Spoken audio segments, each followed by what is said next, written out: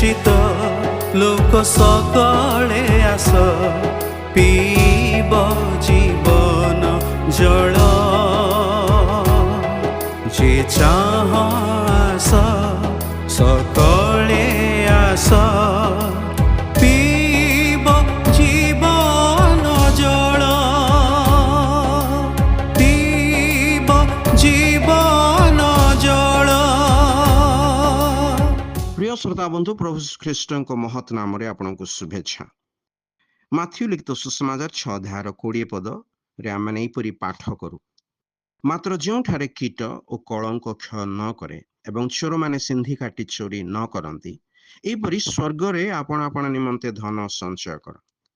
कौन सी विषय एपरि आधिक्यता रही जहाँ मनुष्यर दृष्टि रे बहुमूल्य और प्रिय होई रही किंतु पाप हेतु मनुष्यर दृष्टि तो आत्मिक विषय गुड़िक रहे नाही बरं जागतिक और भौतिक वस्तु उपरे थाए।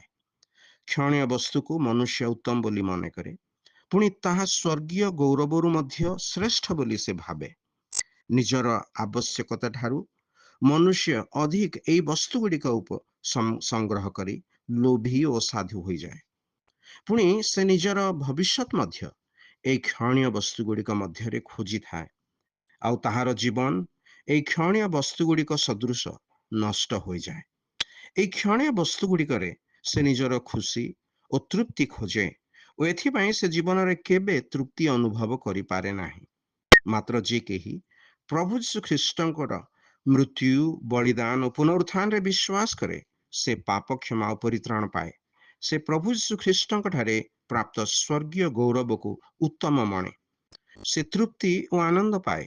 आपण मध्य प्रभु यीशु ख्रीष्टंक ठारे विश्वास द्वारा स्वर्ग रे निज पाई जेपरि धन संचय करि पारंती एथिपाई आपणक निमंते ईश्वरक निकटरे आमर ए प्रार्थना।